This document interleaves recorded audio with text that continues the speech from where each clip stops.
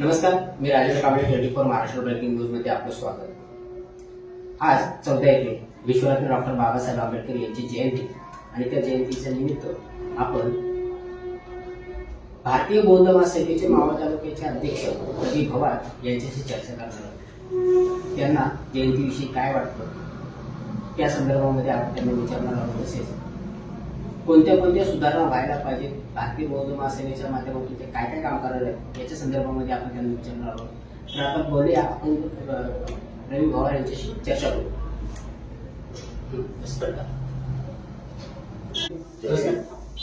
मी सर्वप्रथम विश्ववंदनीय महाकारणी तथागत भगवान गौतम बुद्ध, दी Buddhist society of India तथा भारतीय बौद्ध महासभा या धार्मिक संस्थेचे संस्थापक विश्वदीप विश्वभूषण डिग्री नेते डॉक्टर बाबासाहेब आंबेडकर, छत्रपती शिवाजी महाराज, अण्णाभाऊ साठे, महात्मा ज्योतिबा फुले, माता रमाई, माता भीमाई, माता जिजाऊ, माता सावित्रीबाई या पवित्र महाचरणांना प्रथमतः त्रिवार वंदन आणि कोटी कोटी प्रणाम।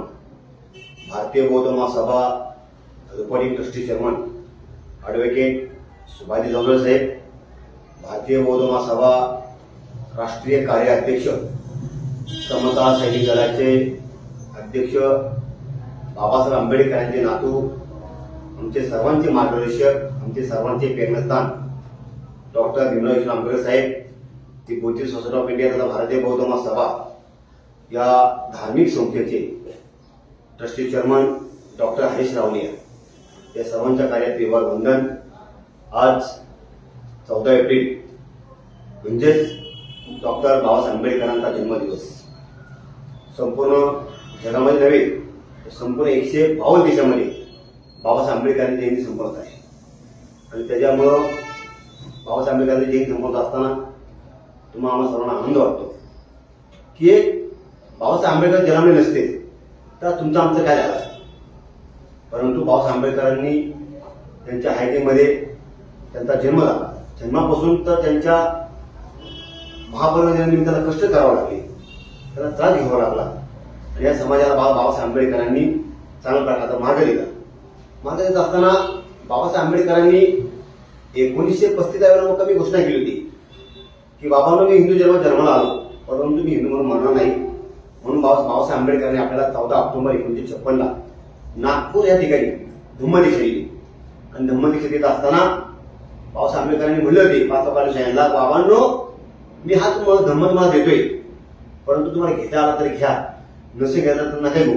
परंतु बाबासाहेब आंबेडकर तेवढ्यांनी हे थांबून आणि लोकांना सांगितलं की बाबांनो, चांगल्या प्रकारचं जे शुद्ध आहे ते शुद्ध खात जा, हे बाबासाहेब आंबेडकरांनी सांगितलं। आणि म्हणून आज संपूर्ण देशामध्ये बाबासाहेब आंबेडकरांची ही जयंती 144वी जयंती ही संपूर्ण देशामध्ये संपन्न आहे। आणि अतिशय सकाळ धरून मी बघतोय कार्यकर्त्यांना आमच्या की बरेचसे कार्यकर्ते उत्सव असतात, म्हणजे कुटुंबामध्ये एवढा आनंद असतो की प्रत्येक कुटुंबाचा सदस्य ह्या दिवशी प्रत्येकजण सुट्टी घेतो आणि सुट्टी घेत असताना प्रत्येकाला वाटतं की आमच्या बापाची जयंती आहे, ही आमच्या साहेबांची जयंती आहे, ही आमच्या डॉक्टर बाबासाहेब आंबेडकरांची जयंती आहे। त्यामुळे प्रत्येक कार्यकर्ता, प्रत्येक मंडळ हे अतिशय तळमळ धनाने काम करतं।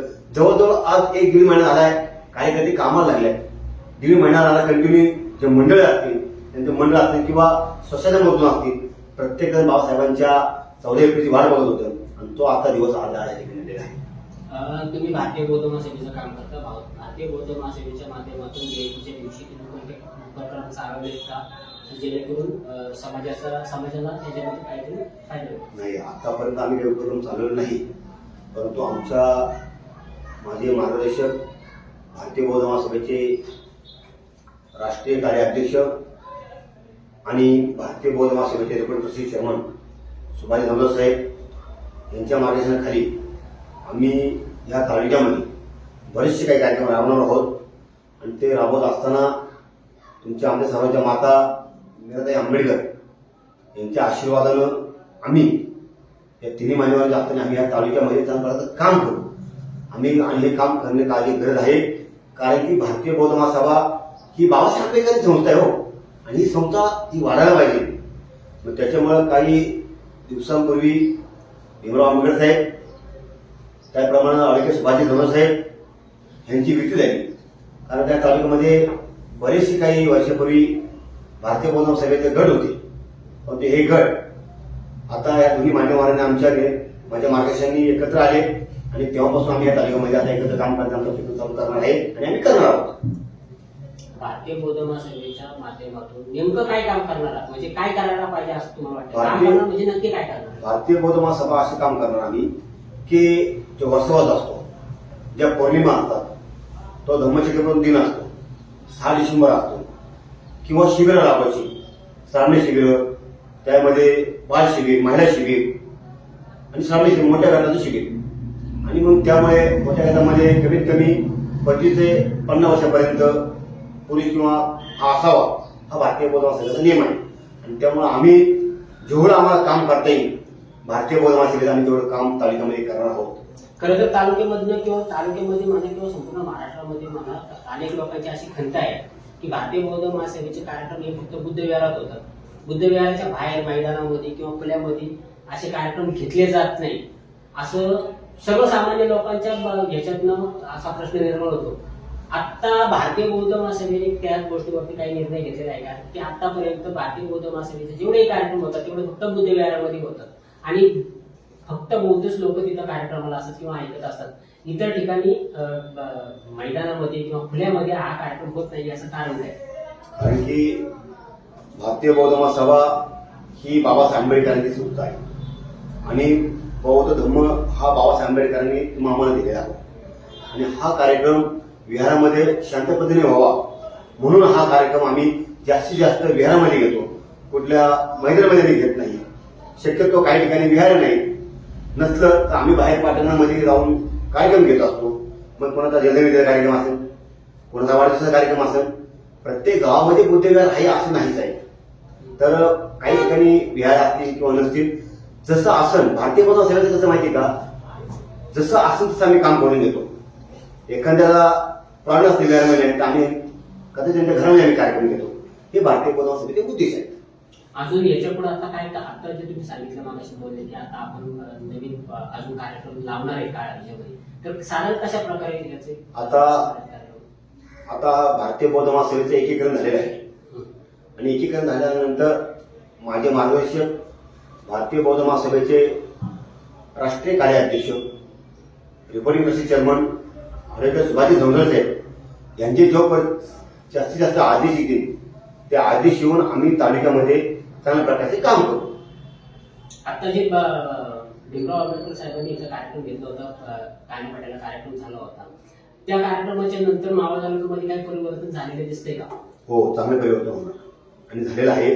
कारण की आम्हाला एवढा आनंद होतोय की भारतीय बौद्ध महासभेचे या मावळ तालुक्यामध्ये 2 गट होते, 2 गटांमधला एक गट आम्ही तयार केला आणि हा तयार करत असताना या तालुक्यामध्ये एकदम सुंदर काम जे साहेबांनी आदेश आहे साहेबांचा आम्हाला की तालुक्यामध्ये चांगल्या प्रकारचे कामं करा. आता मध्ये साहेबांनी आम्हाला महात्मा ज्योतिबा फुलेंची जयंती संपन्न साजरी करा, हा एक रातोरात साहेबांचा आम्हाला मेसेज आल्यानंतर आम्ही सर्व कामाला लावलो आणि सर्व आम्ही जयंती साजरी केली. आता 14 एप्रिल आज डॉक्टर बाबासाहेब आंबेडकरांची जयंती तुम्ही काय जनतेला काय आवाहन करणार? माझी जनतेला एवढीच विनंती आहे की ही आपल्या डॉक्टर बाबासाहेब आंबेडकरांची जयंती आहे. या जयंतीमध्ये शांतीने मिरवणूक काढावं, मिरवणूक काढल्यानंतर शांतीने सभा पार पाडावं. संध्याकाळचा जो कलाकारांचा जो कार्यक्रम असेल तो कार्यक्रम होईपर्यंत सर्व शांत सहकार्य करावं. कारण की आपला धम्म हा शांतीचा धम्म आहे आणि शांती धम्म असल्यामुळं सर्वांनी शांततेनं काम जर केलं तर 100% जयंतीचं काम एंडिंग पर्यंत चांगल्या प्रकारे पार पडेल. आपण आपला मुलाखत दिली त्याबद्दल धन्यवाद.